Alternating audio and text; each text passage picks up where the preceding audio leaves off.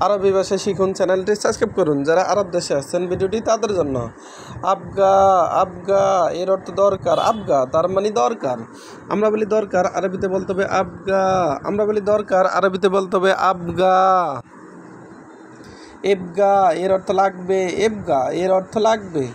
আমরা বলি লাগবে, আরবিতে বলতে হবে এবগা। আমরা বলি লাগবে, আরবিতে বলতে হবে এবগা। এবগা তার মানে লাগবে। ইসমা এর অর্থ শুনো। ইসমা এর অর্থ শুনো। আমরা বলি শুনো, আরবিতে বলতে হবে ইসমা। ইসমা এর অর্থ শুনো।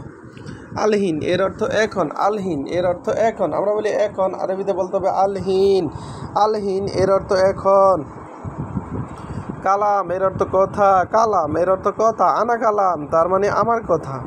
আমরা বলি কথা, আরবিতে বলতে হবে কালাম। গুল এর অর্থ বলো। গুল এর অর্থ বলো। আমরা বলি বলো, আরবিতে বলতে হবে গুল। গুল এর অর্থ বলো। ইলা এর অর্থ দিকে। ইলা এর অর্থ দিকে। আমরা বলি দিকে, আরবিতে বলতে হবে ইলা। ইলা এর অর্থ দিকে। ইমসি এর অর্থ চলো। ইমসি এর অর্থ চলো। আমরা বলি চলো, আরবিতে বলতে হবে ইমসি। ইমসি তার মানে চলো। ইমসি তার মানে চলো। মামনু এর অর্থ নিষেধ। মামনু এর অর্থ নিষেধ। আমরা বলি নিষেধ, আরবিতে বলতে হবে মামনু।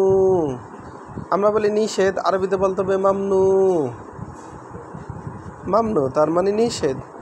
মশগুল। মশগুল এর অর্থ ব্যস্ত। মশগুল তার মানে ব্যস্ত। আমরা বলি ব্যস্ত, আরবিতে বলতে হবে মশগুল। মশগুল তার মানে ব্যস্ত। গলদ এর অর্থ ভুল। গলদ এর অর্থ ভুল। আমরা বলি ভুল, আরবিতে বলতে হবে গলদ। গলদ তার মানে ভুল। কারিম এর অর্থ ভদ্র। কারিম এর অর্থ ভদ্র। আমরা বলি ভদ্র, আরবিতে বলতে হবে কারিম। কারিম তার মানে ভদ্র। পুরসা এর অর্থ সুযোগ। পুরসা এর অর্থ সুযোগ। আমরা বলি সুযোগ, আরবিতে বলতে হবে পুরসা। পুরসা তার মানে সুযোগ। আবার দেখুন, আবগা। আবগা তার মানে দরকার। আবগা তার মানে দরকার। আমরা বলি দরকার, আরবিতে বলতে হবে আবগা।